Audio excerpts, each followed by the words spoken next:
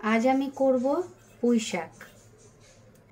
पुঁই শাক तो आपनारा प्रायই হয়তো বাড়িতে করে থাকেন, কিন্তু আমি যেটা আজ করব সেটা হচ্ছে কাঁঠালের যে সিডগুলো আছে সেই সিডগুলো শুকিয়ে সেটা দিয়ে পুঁই শাক করব।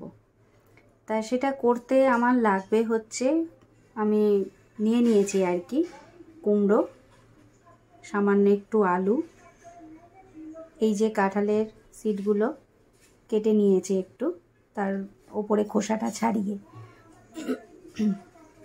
আর দেবো হচ্ছে ইলিশ মাছের মাথা, আর তার সাথে চিংড়ি মাছ, আর একটু টমেটো নিয়ে নিয়েছি, আর একটু পেঁয়াজ কুচি, সামান্য রসুন, আর একটু আদা, আর ফোড়ন হচ্ছে 5 ফোড়ন, তেজপাতা, শুকনো লঙ্কা, কাঁচা লঙ্কা।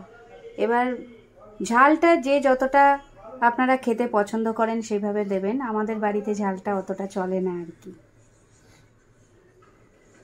এবার আমি চিংড়ি মাছটা ভেজে নিলাম আর ইলিশ মাছের মাথাটাও ভেজে নিলাম, নিয়ে এবার আমি কড়াইয়ে সামান্য তেল দিলাম, দিয়ে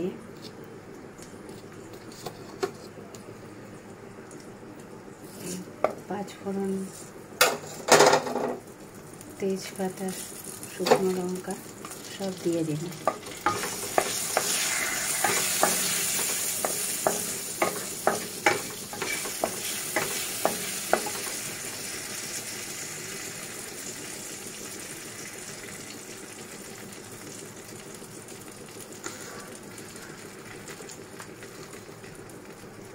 দিয়ে পেঁয়াজ কুচিগুলো দিয়ে দিলাম।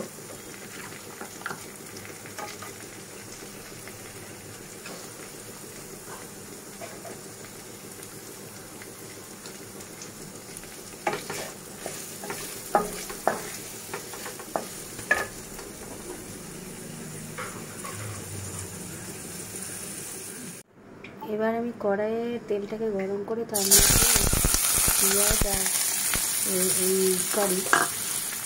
রসুন, আদা, টমেটো একসাথে একটু ভেজে নেব। আমি এই সমস্ত উপকরণগুলো সব আলাদা আলাদা করে ভেজে আবার একসাথে কড়াই দিয়ে দিলাম। এইবার আমি পুঁই শাকটা দিয়ে দেব।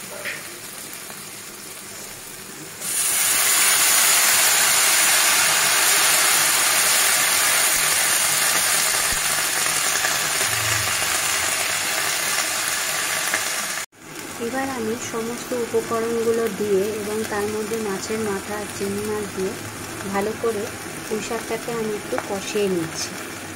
কষিয়ে নেওয়া হয়ে গেলে সামান্য একটু জল, স্বাদ মতো নুন দিয়ে কিছুক্ষণ আমি এটাকে ফুটিয়ে নেব। আমার কাঁঠালের সিড দিয়ে পুঁই শাক রেডি।